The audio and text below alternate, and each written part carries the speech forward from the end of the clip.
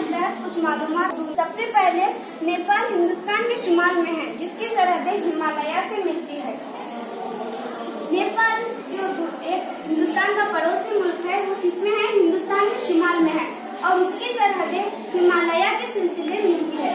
जो हिंदुस्तान और नेपाल के दरमियान में दुनिया की सबसे बड़ी चोटी माउंट एवरेस्ट है, जिसकी सरहदें किससे मिलती? नेपाल से मिलती। नेपाल हिंदुस्तान और नेपाल के करीबी ताल्लुकात, मतलब कि हिंदुस्तान और नेपाल के दरमियान झगड़े नहीं होते, इनके अच्छे ताल्लुकात है।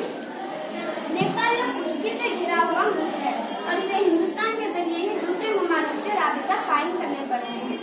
नेपाल खुशकी से घिरा हुआ मुल्क है, मतलब इन्हें बहुत सूखा है, ये ज्यादा ज़रख़ीज़ जमीन नहीं है वहाँ पर, और इसे हिंदुस्तान की मदद ले कुछ और दूसरे ममालिक से जरूरत मांगनी पड़ती, जरूरत की चीजें को मदद मांगनी पड़ती।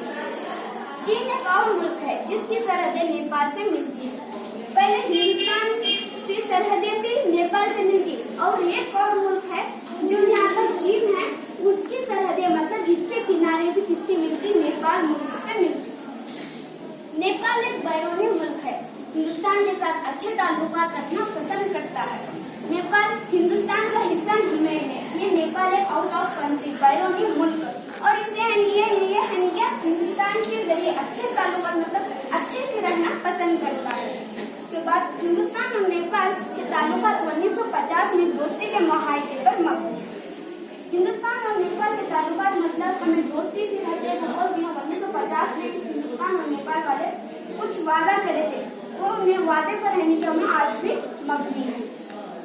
हिंदुस्तान मुख्तलिफ शोबों नक़्ल-ओ-अमल, आकाशी, बिजली, तालीम वगैरह में नेपाल की खुसूसी मदद करता रहा है।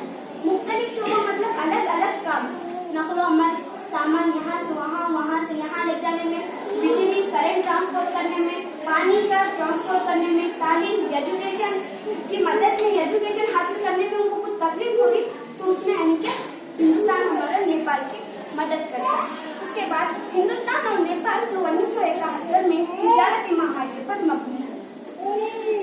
1971 में इन्होंने वादा करे थे क्या वो बोल को हमें हमारे मुल्क में आपको तिजारत करे थे, और नेपाल वाले हमारे मुल्क में आपको तिजारत करे थे, लेकिन उन्हें दूसरे मुल्क से आए हुए बोल को तिजारत लगान टैक्स ज्यादा तुम्हें नहीं लेना और हमें वहाँ तुम्हें ज्यादा नहीं लेना, वो बोल को 1971 में इन्होंने वादे करे थे और हिंदुस्तान और नेपाल। नेपाल के शाही खानदान के अफराद का इज्तिमाई कत्ल शर्मनाक वाक़ा है। हिंदुस्तान में नेपाल में शाही खानदान बहुत बड़ा खानदान, जैसे हिंदुस्तान में चौहान खानदान था, राजपूत खानदान था, इसी तरह नेपाल में भी एक शाही खानदान था।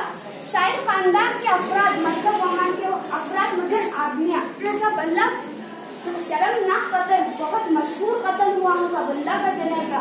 इसलिए हाल ही में नेपाल में कदीम बादशाहियत को खत्म करके जमहूरी निज़ाम को नाफिज किया गया। इतना बड़ा कत्ल हुआ ना, उसके बाद क्या नेपाल में कदीम बादशाहियत बादशाह का नखो जमहूरी निज़ाम नाफिज किया गया। जमहूरी निज़ाम अवाम ही के लिए, be the people, by the people, for the people, ये जमहूरी निज़ाम को नाफिज किया गया। The first prime minister of Nepal Basaveshwar Prasad.